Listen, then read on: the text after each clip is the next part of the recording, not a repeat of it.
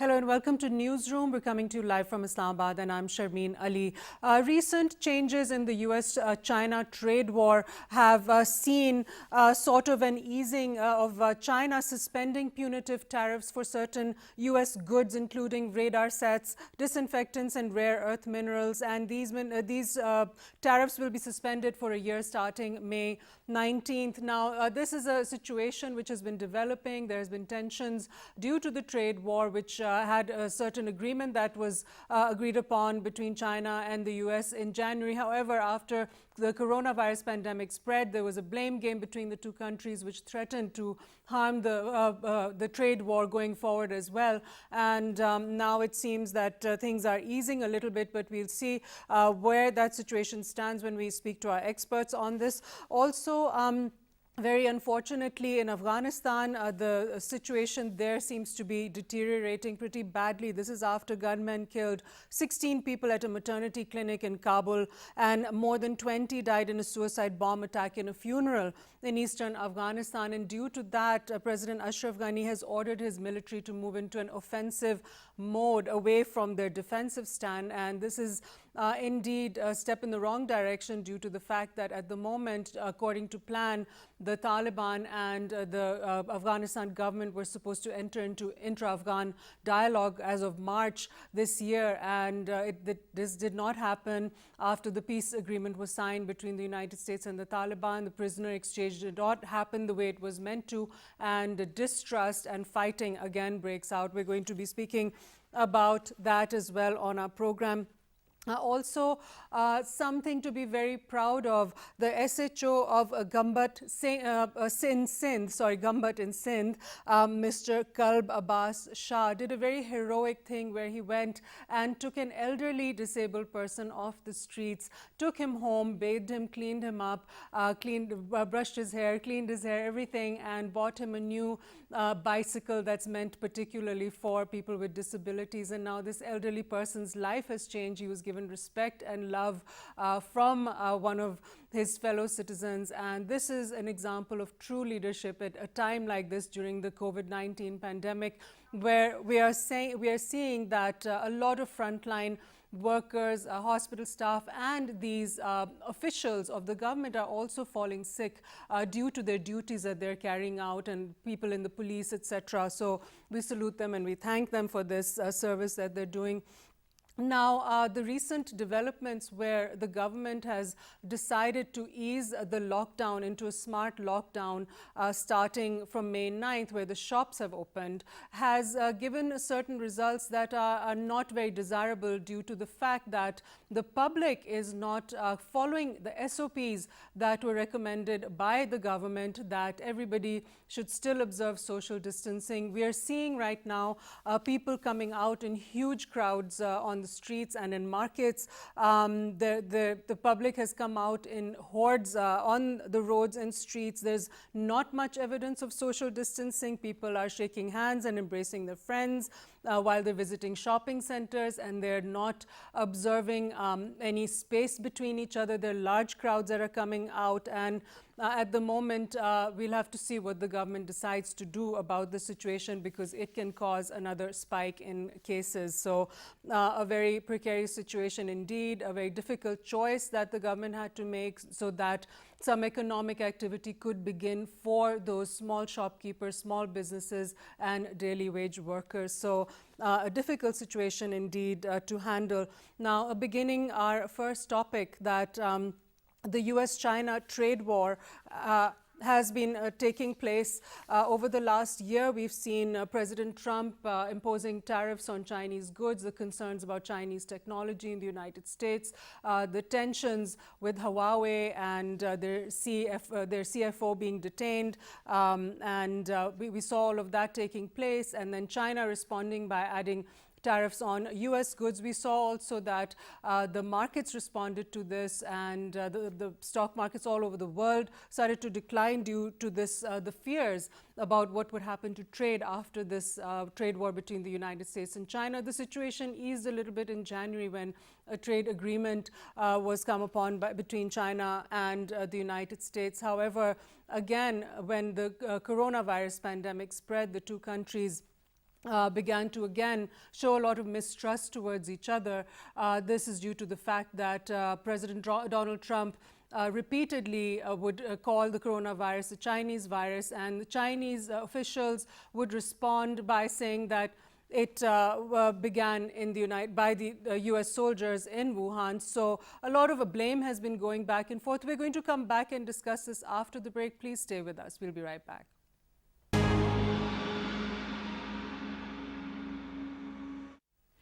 Welcome back, and we are discussing the US-China trade war and its recent developments. Now we have with us online for this topic Syed Mohammad Ali, who's a strategic affairs expert. Thank you, Syed Mohammad Ali, for joining us. Thank you very much for having me. Sir, would you comment on what is happening now? Do we see an easing of this trade war where China has suspended punitive tariffs on some US goods, including radar equipment for aviation, etc.? Unfortunately, my assessment is that in the coming weeks and months, this Sino-US trade war is likely to escalate rather than de-escalate for three reasons. Number one, because of the upcoming US elections, Mr. Trump would like to be seen as tough on China before his voters. Secondly, because of the mismanagement of the coronavirus crisis at the domestic level, Mr. Trump does not want to be seen as weak on China, and also wants to compensate for his bad management by trying to be seen as very demanding and critical towards China. So, and the third reason is that he also needs to pacify the growing concern of the economic elite of the US, which expects some bailout or relief as a consequence of the badly damaged economy and industry that the US is facing. So Mr. Trump, for three reasons. Number one, he needs money for his campaign. He needs votes from the poor, and he also wants to be seen as tough on China but this is not guaranteed, because the thing is that he is likely to be unsuccessful in browbeating or economically coercing China, because with the passage of time, China has emerged as a world leader in terms of not only providing the PPE and other very critical medical supplies to the world, but in fact, even the US has benefited from the supplies that China has shared with it at a very critical time in this global crisis. Right. So you were talking about how the trade war and how he's trying to, before the US elections, President Donald Trump wants to prove that he's being tough on China. However, we also saw previously in the last year, American businesses are also being hurt, and a lot of Americans dependent on Chinese imports, their businesses are being affected, and now they're not being as profitable. And the American economy, as we can see, before the coronavirus pandemic also, the consumers were being affected, American consumers. So is this something that could backfire on President Trump? And now with the pandemic, naturally, there are even worse situations. 30 million people are out of jobs in the United States. So could it have a sort of negative effect? Actually, I agree with your assessment that it will most likely have a negative effect on the US economy. But my core argument is that unfortunately, geopolitical lens is being used by President Trump rather than geo-economic approach towards addressing this very critical global power relationship between Beijing and Washington.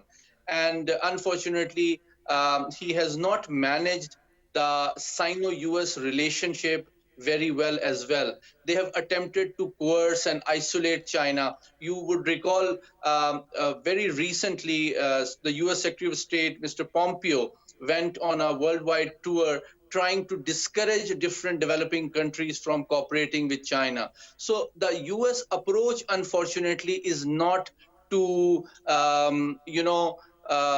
develop a mutually beneficial relationship, which will uh, be useful for not only the US customer, US industry, but also for a more peaceful international order. So it's very unfortunate, and it is very likely that the US industry might at some point in time in future turn against such hostile US policies that the current Republican administration is pursuing. And it because a lot of US industry, as you yourself pointed out, are very heavily dependent on their assembly lines and their suppliers and the vendor support which comes from China. So the US economy is very closely interdependent and integrated in the global supply chain, over which neither US nor China has a individual monopoly. So that is very important to recognize, that no single world power, that includes US, has the economic clout to convert coercion of other powers into benefit for its industry and customers. That is very important to recognize. And it's very unfortunate that the US has not recognized this changing reality, that we are living in a shared world economy in which we need to be responsible, we need to be competitive, but we do not need to be hostile towards each other. Because in reaction, China has also imposed some tariffs on US goods, and US economy also depends on China to such an extent, because China is also a growing market for the US goods.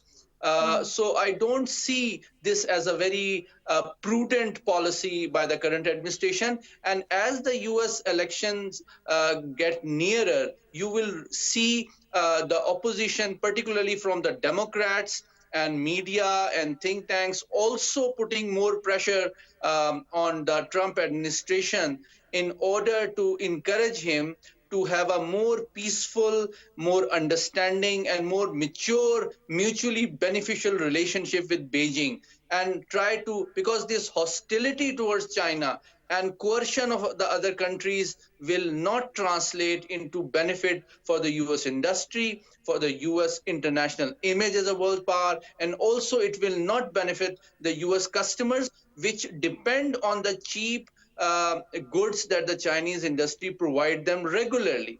Right, Practically every absolutely. household, Right. goes by yeah. I was saying that how now would you expect going forward? You were mentioning the global supply chain. How what will be the new normal if the global supply chain, the way it's working at the moment, with the dynamics from China exporting all over the world and to the United States? How do you expect that to be different going forward if this trade war escalates? Yes, it is likely to unfortunately escalate, and the likely emerging trends would be that uh, businesses and investment go towards the markets and countries where the environment is safe, secure, stable, and less risky. So it is likely that the Chinese industries will gradually shift its collaborations and cooperation with US industry towards other countries. Already you see Western Europe developing close relationship with China. So China does not depend on US as much as it used to be the case. The popular perception has been that the US is the largest market for Chinese goods, which is a fact so far. But in future, Chinese industry, in their own interest, will gradually reduce its dependence on the US market and will diversify its exports to Western Europe, to Africa, to Middle East, to Latin America, in order to reduce the risk that close economic dependence on US poses to the Chinese economy and industry. That will eventually also translate into reduced leverage that Washington will have on China. And I see weakening of alliances of the current world order, because US has failed to live up to the expectations of its allies in not just economic terms, but also in addressing the humanitarian aspect of the current crisis and providing the global leadership that this world badly needs in addressing and managing this global crisis. Right. Thank you so much, Syed Muhammad Ali, for joining us online. Mr. Muhammad Ali is a strategic affairs expert. We also now have online with us Mr. Abid Hassan, who's an economist. Thank you, sir, for being with us. Thank you, Shameen, for inviting me.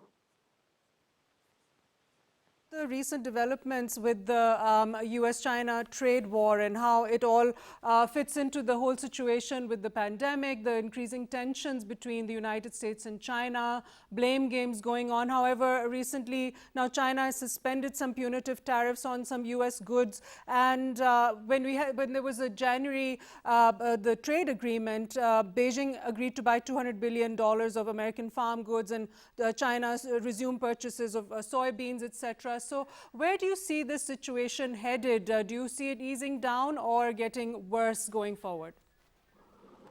I think it's obviously something that been started by the U.S. and the president there, President Trump. I guess, I mean, he's trying to appease to his base voters, and definitely his economic advisors, I doubt very much, are in favor of this kind of trade war. And I suspect this thing will ease out after the elections. I don't see it easing out now because clearly Trump's re-election is under threat with his and his administration handling of the pandemic, and clearly so he wants to, sort of ramp up this anti-China tirade, which his supporters like, and so I don't see it really cooling off.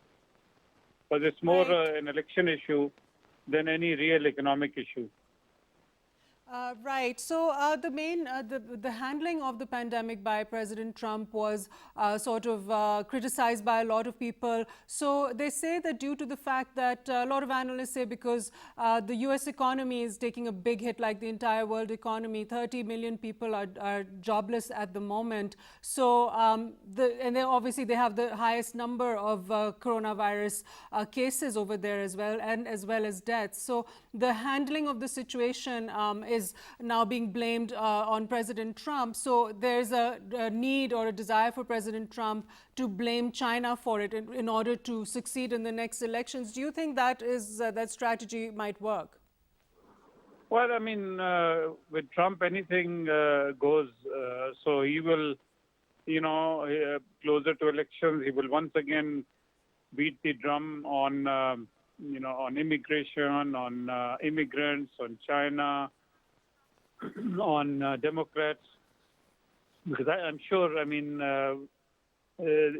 especially, I mean, the economic downturn in the U.S. Forever and ever, I mean, the presidents fall or sort of get re-elected on how the economy is doing. So, I mean, the U.S. economy certainly will be in deep recession around the time of elections. And, so he needs every bit of ammunition to deflect the people's sort of views and people's opinion about him, deflect that from the economy and pandemic to all this. Right, absolutely. Thank you for joining us online, Abid Hassan, who's an economist. Now, moving on to Afghanistan at the moment, a very grim situation over there indeed, when the entire world was waiting for a peace to come about in Afghanistan and for the Afghans to have a dialogue amongst themselves. The opposite has happened, and President Ashraf Ghani has ordered his military to move into offensive mode after 2 attacks that were perpetrated by gunmen, where 16 people were killed at a maternity clinic in Kabul, and more than 20 died in a suicide bomb attack at a funeral in eastern Afghanistan. Very, very tragic situation indeed. This was at a time when the United States and the entire world, indeed, and the region was waiting for the fact that there was a peace deal that the United States has signed with Afghanistan in February, and it was a very crucial deal, and then it was meant to lead to an intra-Afghan dialogue. No sign of that happening right now as tensions get worse. So we have with us now online Dr. Hussain Shahid Suhrawardy, who is a foreign affairs expert. Thank you so much for joining us, Dr. Suhrawardy. Thank you, ma'am. Dr. Saab, now I wanted to ask you this. The situation in Afghanistan is sort of really headed south, and this was at a time when we are all waiting for the peace process to go forward. What is your insight on this? Is there a chance that things will settle down in any way, or do you see now that the President Ashraf Ghani has ordered the military to move into an offensive stance? Is it going to escalate further?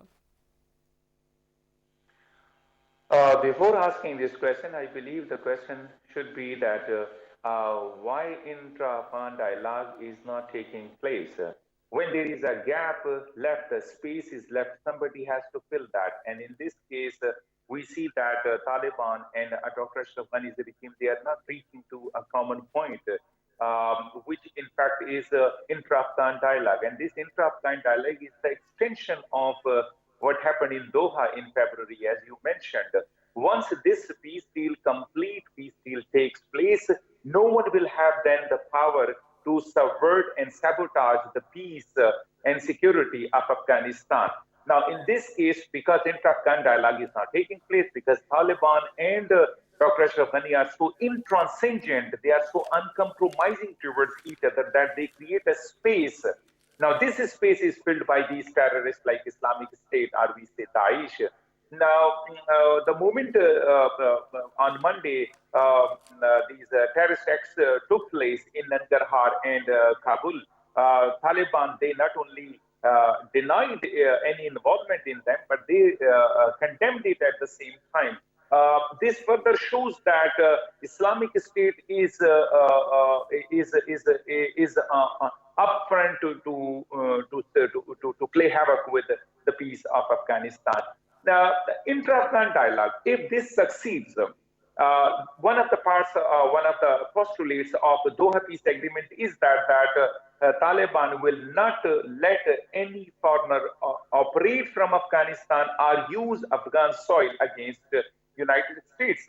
So what I'm saying is that this Doha peace process as well as intra-Afghan dialogue, if it succeeds, the most disadvantageous people will be Islamic State, Daesh, and they would definitely not like this whole peace process to reach to its culmination. So therefore, they are moving on with such terrorist acts, and the Taliban and Dr. Ashraf Ghani is still grappling with these efforts. I believe that need of the time is that Doha peace process, whose first leg is complete in Doha, and the second is intra-Afghan dialogue. They must expedite it rather than going for more offensive against terrorists. I believe that one must make one's house in order first, which means that Taliban and Dr. Ashraf Ghani, they must get together. The more unity they will show, the better it will be to fight against the enemy, to fight against terrorist group, or for that matter, Daesh or Al-Qaeda, Daesh or in July, the U.S. troop withdrawal is expected to start. And after that, what do you expect is going to happen in the country? Because without the United States presence there, will the Afghan government be able to manage all of these other organizations, other groups that are operating there other than the Taliban? And now this is once again the question of the question. As I mentioned that they would not be able to counter them. The reason is that there are cracks in their ranks and files. There are disagreements within Afghans themselves. This is the high time that all rays of hope are there within Afghanistan. It is it is the high time when we see that intra-Afghan dialogue will initiate or it would stop development of Afghanistan. If Dr. Ashraf Ghani is at the moment in a very strong position, he won elections, he is the one who is leading it. The negotiations are almost at the end when Dr. Abdullah will also be on board with him. More and more Afghan groups may be called for a huge intra-Afghan dialogue. That would be the time when Afghanistan's fate would be decided. Of course, when there is a house in order, when intra-Afghan dialogue are within the nations, all ethnic communities are satisfied, foreigners will get scared of it. They would just flee away from there. Right now, Daesh or Al-Qaeda is struggling. They want Afghanistan to remain as it was in the past 40 years. That is the breeding ground of terrorism. And they want to continue with that because you have seen that in Iraq, they are on run. They are on run from most of the Middle Eastern countries. Every that place where there is disturbance, where there is a civil war, where there is war, all such elements, they take refuge in those areas. Bad guys they are quite acquainted with bad places. They want to keep Afghanistan a bad place. I think this is the high time that Taliban and Dr. Ashraf Ghani must clean it by having unity amongst themselves. Right. Dr. Hussain Suhrawardy, please stay with us online. At this point, we also have joining us Dr. Manzoor Afridi, who's a foreign affairs expert. Thank you, Dr. Manzoor Afridi, for being with us. My pleasure. Dr. Manzoor, now I'll bring the same question to you. We're seeing this escalation in violence again, although the Taliban did not acknowledge the most recent attacks, but President Ashraf Ghani has said he's moving the military to an offensive mode. Do you see that this is going to simmer down at any point? And as Dr. Suhrawardy is saying, that the Afghans unite and come together to eliminate Daesh and other groups that are operating in Afghanistan and causing all these civilian casualties and escalation in violence and mistrust? Well, yes, this is very much right because after the deal signed between the United States and Taliban, so a hope was there that peace would come in Afghanistan and there would be stability. And of course, on many conditions, they were agreed. But this is not a good omen for the future of Afghanistan as the suicide bomb blasts and the gunmen fire on innocent civilians. It can create more complexities in future. I think already Taliban has denied that they were involved in these attacks. So some another forces they may be responsible for these attacks, and most evident that can be the ISIS, the Khorasan chapter, because those were not involved in the peace talks, although those were they were pushing the United States for having negotiations with them alongside with the Afghan Taliban, but they were not much in numbers, or maybe because of the U.S. strategy, they were not willing to have negotiations with the ISIS or Khorasan chapter. That's why only the Afghan Taliban were taken into confidence and a peace deal was signed between the U.S. and the Taliban. So now if you see the number of this ISIS in Afghanistan, so that is about 300 to 400 active fighters, and only limited to 1 or 2 provinces, mostly in Nangarhar, the eastern Afghanistan. So that's why it can be a pressurizing tactic, not only on the Afghan government, but also to have a rift between the United States administration and the Afghan Taliban for a future setup. That's why the Afghan President Ashraf Ghani has ordered its troops to launch offensive strategies and to switch from the active defense to offensive strategy. So it can create hurdles in the way that already the Afghan government has denied to release more prisoners. So there is also an obstacle in the prisoners swept between the Afghan Taliban and the Afghan government. So now this is a high Thank time. you, Dr. Manzoor Afridi. Thank you for your insight on this topic. Coming back to you, Dr. Hussain Suhrawardy, we are just talking about the prisoner exchange, which is the main point of contention, which was it was agreed upon in the peace deal between the United States and the Taliban that 5,000 prisoners would be returned by the Afghan government to the Taliban, and 1,000 of Afghan prisoners, security force personnel, would be returned to the Afghan government by the Taliban. So this is one of the main points that is creating the deadlock here. Do you see this progressing further? Because there are a lot of spoilers in this, including the role of India, who has persuaded President Ashraf Ghani not to honor that agreement. And this is a critical part of it. There's been some prisoners who were returned, but there's still a deadlock there. So what do you think will happen with that going forward?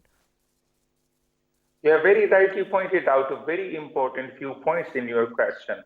Very recently, I was speaking with one of my very good friends, Dr. Imran Sajid, and he stated this thing that wherever there is a conflict, wherever there is a peace effort, there would be spoilers. And this peace effort would be detrimental to those spoilers' advantages. Therefore, they would like to sabotage it. And this is what is happening. India is not happy with the Doha peace process if it entirely comes into existence. Of course, Daesh is not happy with that. So in the circumstances, your question, so the prisoner swap is the need of the time. They are not doing that. And in this way, they are stopping further development of peace efforts. Let me say this here as well, that Dr. Ashraf Ghani even is not that in favor of this prisoner swap, prisoner exchange, as we say that. And the reason is that the moment this intra-Afghan dialogue succeeds, there would be an interim government, and that interim government would then go for a national government, and then there would be again another election that takes place. And then so I believe if this entire Doha peace process, both legs succeed, which means the Doha Afghan Taliban and United States, and then intra-Afghan dialogue, if they both succeed, Dr. Ashraf Ghani will also be at a disadvantageous position, because he would be losing the government that he has at the moment. Within a year, he has to call for another national unity government, and then elections and kind of the stuff.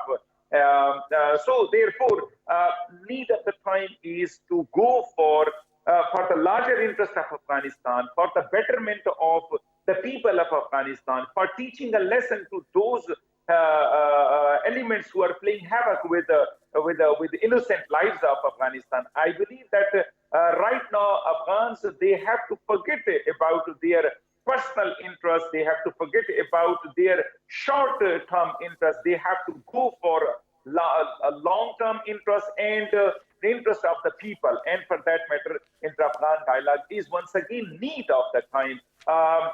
I know that they have released the 60 and 200 prisoners from both sides, but there are numerous questions then.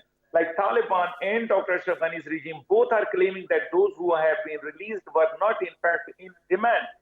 Number one. Number two, they are also saying that they are very less in number. Number three, they say that we need to have a list of exact prisoners who they are in need of and who are there.